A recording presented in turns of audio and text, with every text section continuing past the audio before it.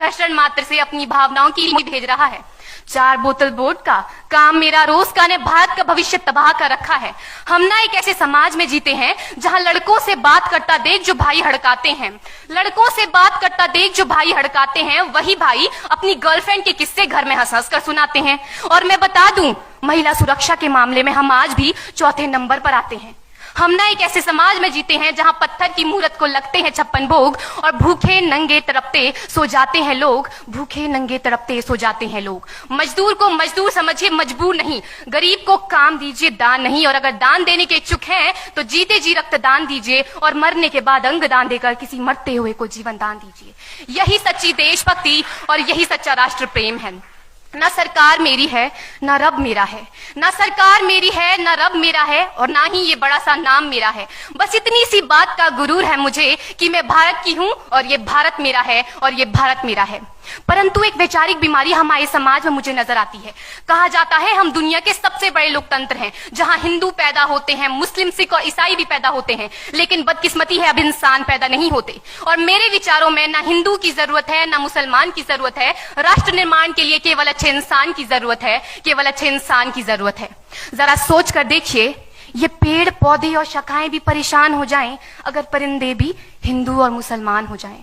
एक शैक्षणिक बीमारी भी हमारे समाज में मुझे नजर आती है, और बड़े ही आश्चर्य की बात है, जिस देश ने पूरी दुनिया को तक्षशिला और नालंदा देकर के विश्वविद्यालय शिक्षा की बुनियाद रखी, आज विश्व के 100 सर्वश्रेष्ठ विश्वविद्यालयों में हमारा एक भी विश्वविद्यालय खड़ा नहीं हो पाता। जहां एक और हमारे पास IIT, IIM और NIT जैसे शिक्षण संस्थान हैं, तो वहीं दूसरी ओर इस देश के गरीबों को बेरोजगारी की जमात में खड़ा करने के लिए उनके हाथ में सर्व शिक्षा अभियान का झुंझुना पकड़ा दिया जाता है।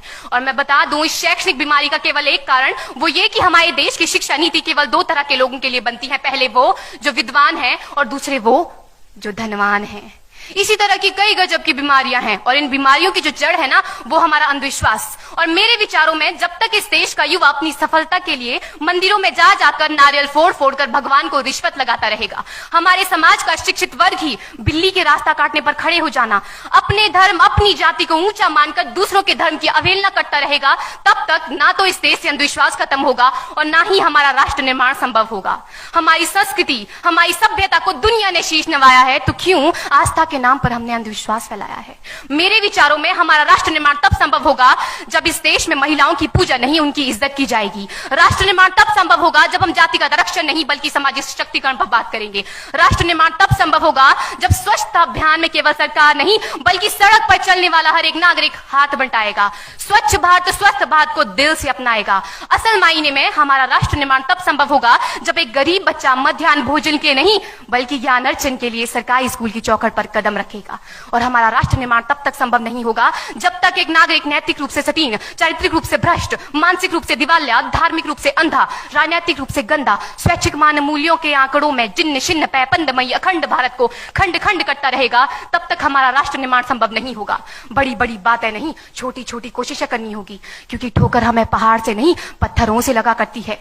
I being an Indian, I being a student, I being a symbol daughter of this motherland feel proud to be an Indian। और मैं सैल्यूट करना चाहूंगी सरहद पर दिन रात हमारी रक्षा के लिए खड़े हर उस जवान को, इस देश की पुलिस, प्रशासन और किसान को, और इस देश के हर उस व्यक्ति को जो अपना काम पूरी ईमानदारी, पूरी मेहनत और पूरी लगन से करते हैं, जिनके बिना राष्ट्र निर्माण की कल्पना करना भी असंभव सा लगता है। और आज इस मंच पर पूरी जिम्मेदारी के साथ मैं भारत की बेटी ये कहती हूं कि हमारा राष्ट्र निर्माण तब संभव होगा जब हम सभी, मैं, आप, हम सब मिलकर प्रयास करेंगे, क्योंकि हमारे देश की जिम्मेदारी नहीं है हमें आगे ले जाने की, हमारी जिम्मेदारी है अपने देश को आगे ले जाने की, अपने राष्ट्र को आगे ले जाने की, अपने वतन को आगे ले जाने की। तो अंत में मैं बस यही कहना चाहूंगी, मेरा हिंदुस्तान महान था, महान है, महान रहेगा।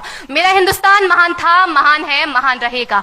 होगा हौसला सबके दिलों में बुलंद तो एक दिन पाकिस्तान भी जय हिंद कहेगा। पाकिस्तान ही क्यों, सारा जहान जय हिंद कहेगा, क्योंकि सारे जहां से अच्छा हिंदुस्तान हमारा, सारे जहां से अच्छा हिंदुस्तान हमारा, हम बुलबुलें हैं इसकी, ये गुलिस्तान हमारा, ये गुलिस्तान हमारा। जय हिंद, वंदे मातरम।